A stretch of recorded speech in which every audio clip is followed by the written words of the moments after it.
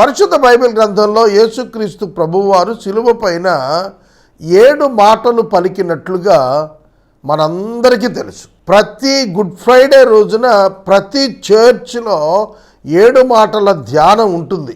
బైబిల్లో యేసు వార్తలోనైనా ఒక చోట 7 మాటలు పలికెను అనే మాట కనబడుతుందా?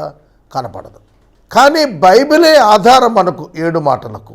4 సువార్తలలోనూ 7 మాటలు పలికినట్లుగా రుజువులు మనకున్నాయి. అయితే వీటి సీక్వెన్స్, వరుస క్రమం ఎవరు నిర్ణయించారు? మనుషుల, వేదాంత పట్టభద్రుల, బైబిల్ కాలేజ్ నిర్వాహకుల? కాదు, బైబిల్ ఇట్ సెల్ఫ్. బైబిల్లోనే 7 మాటల వరుస క్రమం ఉంది. అయితే డైరెక్ట్గా కంటికి కనపడదు, ఒక స్థలంలో కనపడదు, కానీ విశ్లేషించి చూస్తే కనపడద్ది. ఆ విశ్లేషణ మీ ముందుకు తెస్తున్నాను. ఈ విశ్లేషణ విన్నాక మీకు అర్థం కావాల్సింది ఏమిటంటే, నేను సిద్ధం చేసిన బైబిల్ కామెంటరీ వీడియో యాప్ ఎంత ఇంపార్టెంటో మీకు అర్థం కావాలి. వివరిస్తున్నాను, వినండి. లూకా శుభవార్త 23వ అధ్యాయము 34వ వచనంలో యేసు శిలువపై పలికిన మొదటి మాట, తండ్రి వీరేమి చేయుచున్నారో వీరెరుగరు గనక వీరిని క్షమించమని చెప్పెను. మొదటి మాట యేసుక్రీస్తు ప్రభువారు శిలువలో పలికిన మొదటి మాట ఇదే అని ఎలా చెప్పగలం? దీనికి నేను 1-2 ఉదాహరణలు మీ ముందుకు తెస్తాను. ఒక ప్రపంచ భక్తుడు ఏమన్నాడంటే, పరలోక సైన్య సమూహాలు దేవుని కుమారుణ్ణి రోమా ప్రభుత్వం శిక్షించటం చూచి ఖడ్గాలు చేతితో పట్టుకుని లేచి నిలబడ్డాయట. అలగోరికలుగా చెప్తున్నాడు ఈ మాట దైవజనుడు.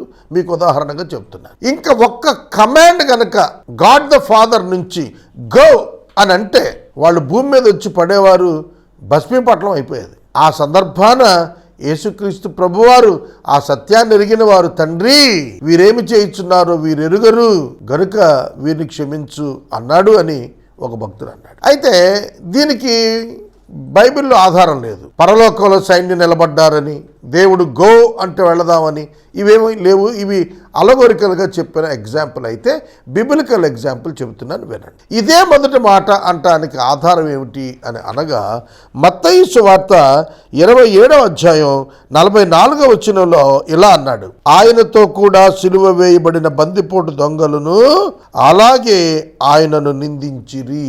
2 బందిపోటు దొంగలు కలిసి యేసుక్రీస్తు ప్రభువాన్ని నిందించారు. యేసు, నీవు రక్షకుడువు కదా, నిన్ను నీవు రక్షించుకొని మమ్మల్ని రక్షించు అన్నారు.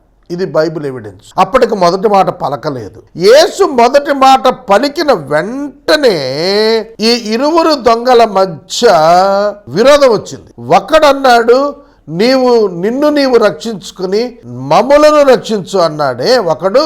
మరొకడు ఏమన్నాడంటే, లూకాసు వార్త 23వ అధ్యాయంలో 39వ వచనం నుంచి అంటాడు, వేలాడదీయబడిన నేరస్తులలో ఒకడు ఆయనను దూషిస్తూ, నీవు క్రీస్తువు కదా, నిన్ను నీవు రక్షించుకునుము, మమ్ము కూడా రక్షించుము అన్నాడు. అయితే రెండవ వాడు వాడిని గద్దించాడు. మొదటివాడు తనను తాను రక్షించుకోవటానికి ప్రయత్నం చేస్తున్నాడు యేసు ద్వారా, కానీ రెండవ వాడు గద్దిస్తున్నాడు. ఏమంటున్నాడు? నీవు అదే శిక్షా విధిలో ఉన్నావు గనక దేవునికి భయపడవా? మనకైతే ఇది న్యాయమే, మనము చేసిన వాటికి ఫలము పొందుచున్నాము, కానీ ఈయన ఏ తప్పిదము చేయలేదని చెప్పి ఆయనను చూచి, యేసు నీవు రాజ్యముతో వచ్చినప్పుడు నన్ను జ్ఞాపకము చేసుకునము అన్నాడు. శిలువ మీద 2 దొంగలు కూడా మొదట నిందించారు. యేసు మొదటి మాట పలికాడు.